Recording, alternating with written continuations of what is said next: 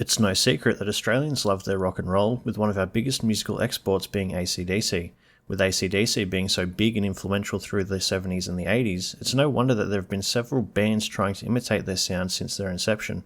Airbourne is one such band that popped up in the mid-2000s that sound incredibly similar to AC/DC, using the same backbeat drum patterns, hard-hitting chord-heavy riffs, and raw vocals.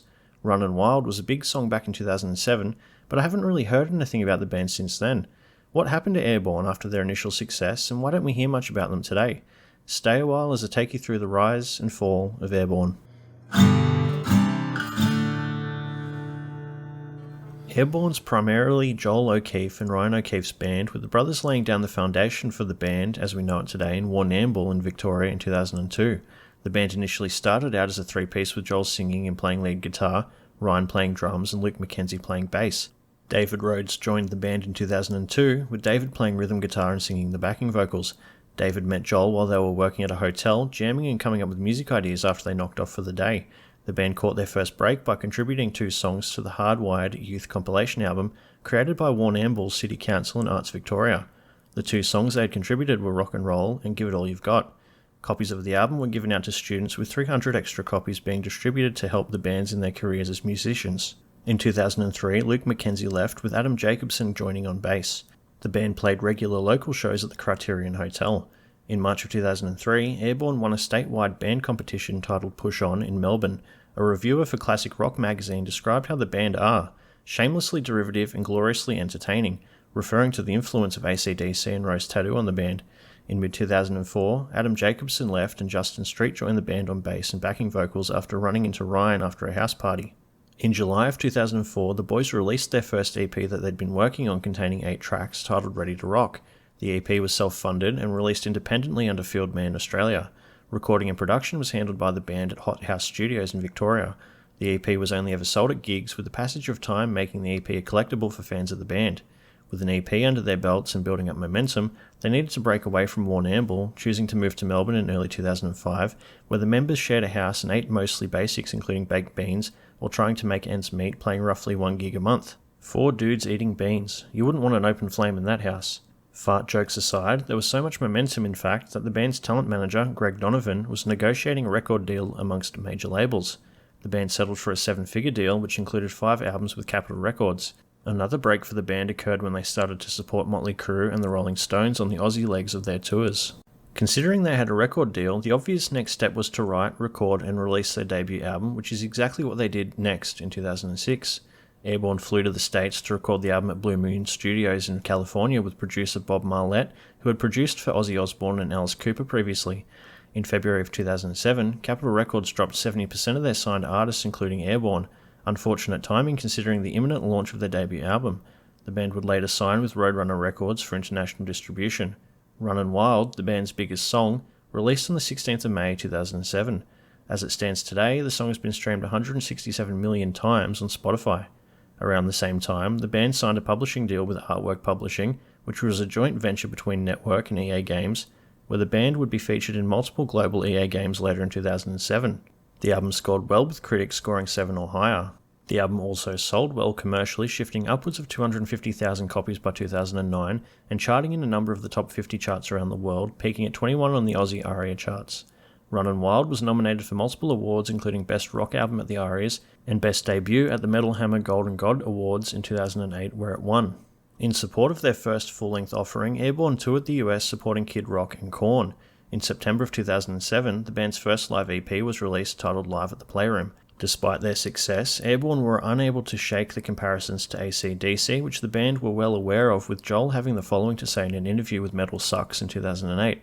"Whoever you are, when you come out, especially if you're from Australia and you sound like we do, you're going to get compared to anyone who was out there. It doesn't matter who you are going to get compared to somebody. To be compared to the best rock and roll band in the business, who are still going today, and are about to release another album, there is no higher compliment." The band continued to tour through the rest of 2008, taking some time out as well to write the follow-up to their debut. In early 2009, the band entered the studio to record their sophomore album, which had been partially written in the Criterion Hotel where the band had played when they were starting out. Joel O'Keefe mentioned in an interview that they were getting set for Aussie pub rock written in an Aussie rock pub. The album was produced by Johnny Kay, who had previously produced for bands such as Disturbed and Machine Head at Groove Master Recordings in Chicago. The first single off the new album was titled No Way, But the Hard Way, released on the 8th of February 2010. The album scored a 64 on Metacritic, with one critic in particular criticising the lyrics, lame rhymes, and themes of rock and roll, girls, drinking, and partying. Commercially, the album failed to sell as well as the debut, shifting 6,000 copies in the US in its first week. The album charted as high as number 4 in Germany, 21 in Australia, and 90 on the US Billboard 200. The album was nominated for Best Hard Rock or Heavy Metal Album at the 2010 ARIA Music Awards. So what comes next after an album launch? Supporting tours, of course. Airbourne toured through Australia, Europe, and the US for the rest of 2010. Touring continued into the next year, supporting Iron Maiden in the UK from July to August in 2011. The middle of 2011 arrives, and the band have started working on their third album. Airbourne put out the following statement regarding their third full-length release. A lot of thought and effort has gone into this record, not only by the band, but the production crew who worked countless hours, 7 days a week, even through Christmas and New Year's Eve, to achieve the best possible performances, backed by real, undying tones. Now we're handing it over to you, so crank it up, crack a beer, and stick some rock and roll in your ear. 2 singles were released to build hype for the album, titled Live It Up, which was released on the 25th of March 2013, and No One Fits Me Better Than You on the 10th of May 2013. Black Dog Barking was released on the 21st of May 2013. The album was produced by Brian Howes, who had previously worked with bands such as Hinder and Puddle of Mud, with the album recorded between Van Howes Studio in LA and the Armory in Vancouver. The album was a hit with the critics scoring 76 on Metacritic, performing well commercially, charting high at 17 on the ARIAs in Australia, number 5 in Germany, and number 9 in the UK. Shortly after the release, Angus Young was quoted as saying, "I really like Airbourne." Black Dog Barking was nominated for yet another ARIA for Best Hard Rock or Heavy Metal Album in 2013. The band took off on tour in support, heading over to Europe at the end of 2013 with Corroded as their support. With another album tour cycle coming to a close, Airbourne were working away on a 4th album in 2014. Soon after this announcement, the band made another announcement advising they were signed with Spine Farm Records in January of 2015. Album number 4 is titled Breakin Outta Hell and was released on the 23rd of September 2016. The album was produced by Bob Marlette, who had previously produced their debut album, and was recorded in Sing Sing Studios in Melbourne. The album was well received by critics, scoring an 80 on Metacritic. 4 albums in a row, showcasing the similar sounding no-nonsense rock and roll. The album fared well on the charts as well, coming in at 13 on the ARIAs, number 9 in the UK, and in the top 100 around the world. The track, It's All for Rock and Roll, was used for trailers of the video game Mario plus Rabbids Kingdom Battle. In the 3rd episode of the 4th season of the show Cobra Kai, the song Breakin Outta Hell was used during a training montage and when Daniel LaRusso fought with hockey players. Thunderstruck by AC/DC was initially supposed to be used, but was replaced due to budget constraints, not really helping their cause to move away from being seen as an AC/DC imitation. Sadly, this would be the last album to feature David Rhodes, who left the band on the 7th of April 2017 to focus on his family business, having been struggling with the touring lifestyle and being away from home. Matt Harrison replaced Rhodes on rhythm guitar and backing vocals. Celebrating the 10th anniversary of Runnin Wild, the band released a compilation album, Diamond Cuts, the B-Sides, in September of 2017. Through 2018, between the Legacy of the Beast tour dates with Iron Maiden, Airbourne were writing new material. During the first quarter of 2019, the band had announced they were recording album number 5 at RCA Studio in Nashville, with production duties handled by Dave Cobb, who had produced for several artists previously, including Chris Stapleton. This would be the band's first album under Spine Farm, and the first album to feature Matt Harrison, releasing on the 25th of October in 2019. There's no Metacritic score for this one, however some outlets reviewed the album scoring 5s, 7s and 8s. Some outlets complained that this was the band's 5th time that they've released the exact same album, with others praising the straight-up rock and roll. There's nothing wrong with releasing similar-sounding albums, of course. I mean, look at how successful AC/DC are, for example. Me personally, however, often get bored of similar-sounding music if I listen to enough of it. Commercially, the album charted reasonably well again, landing at 14 on the ARIAs, 7th in Germany and 39th in the UK. The band supported the album with a tour in the UK, playing European festivals and Download Festival in Australia, which was the first and last time Download travelled to Australia. Not much happened with the band for the next few years. COVID certainly didn't help, however, the band got a tour in through Australia in 2020. Mid-2022 rolled around post-pandemic and Harrison on rhythm guitar was replaced by Jared Morris. Around the same time, the band announced that they were working on a new album with a tour planned for the second half of 2022. Another year passed, arriving at the middle of 2023. Morris was replaced by Brett Tyrell on rhythm guitar with the band touring through Europe.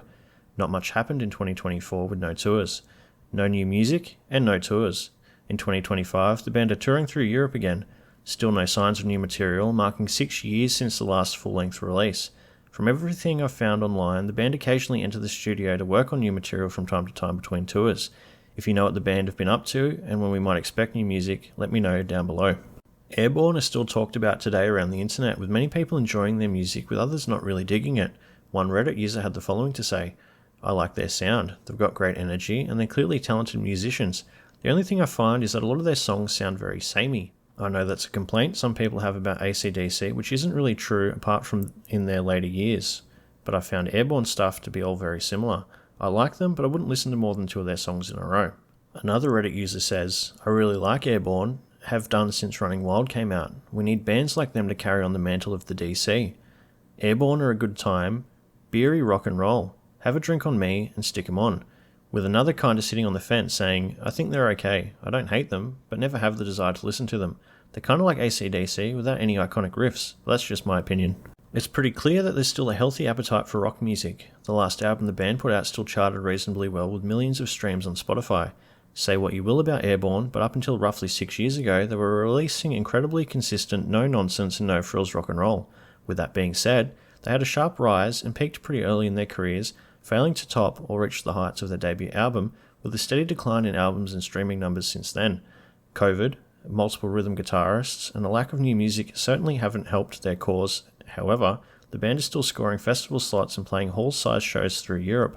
If Airbourne were able to change up their sound just a little bit more, evolving with the times, I do believe they could have been bigger. Let me know what your favourite Airbourne album is down below.